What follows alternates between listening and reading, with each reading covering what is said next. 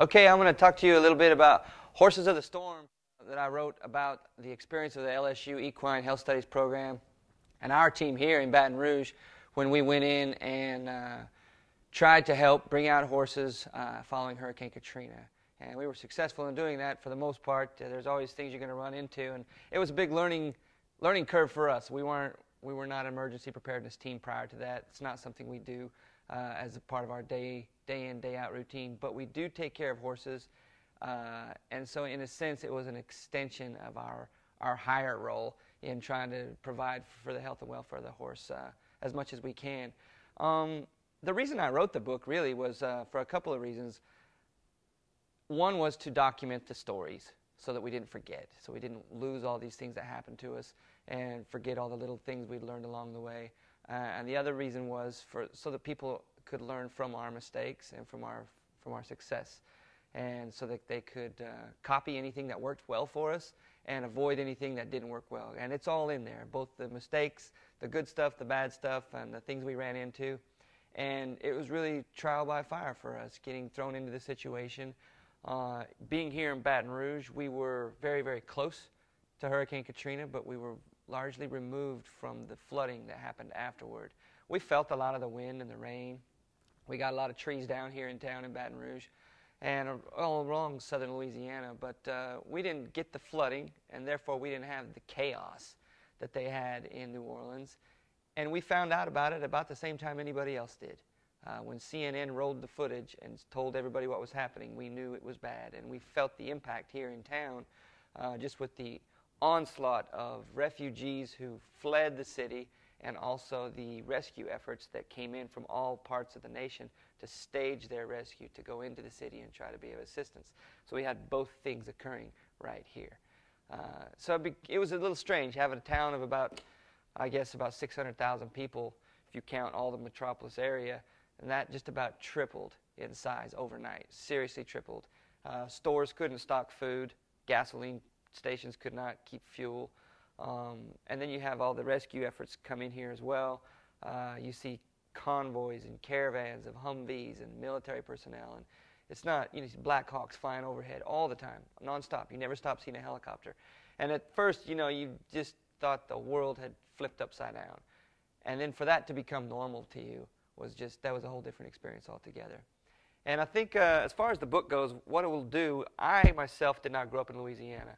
I grew up in Colorado, lived in Lexington for a number of years, and then moved to Louisiana. I arrived here about 6 months prior to Hurricane Katrina. So I had gotten a newcomer's dose to the South, and that's how and why I tell the stories, to give the information to those not from here. People from Louisiana, they know how it happens.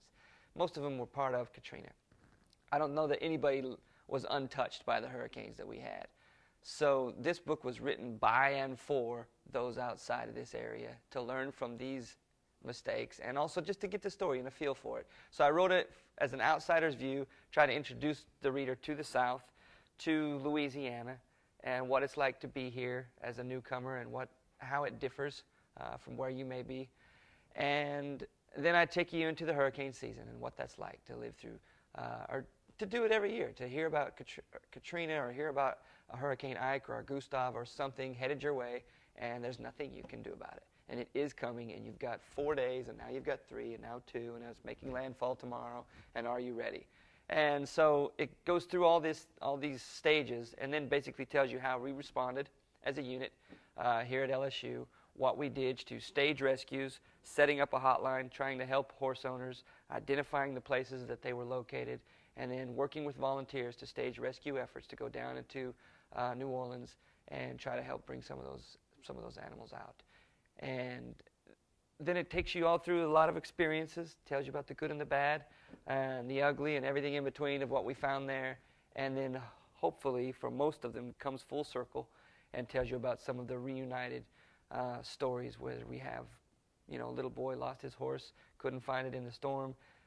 We were down in there, brought a bunch of horses out. He came to Lamar Dixon, where we staged all of the rescue horses there, cared for them for up to 2 months, some of them, and finally reunited almost all 500 with their previous owners. The only ones that we didn't reunite with owners were owners who gave them up and said, we're not coming back, we're not going to be in that area anymore. We're not going to keep the horse. If you want to find a home for it, that'd be fine.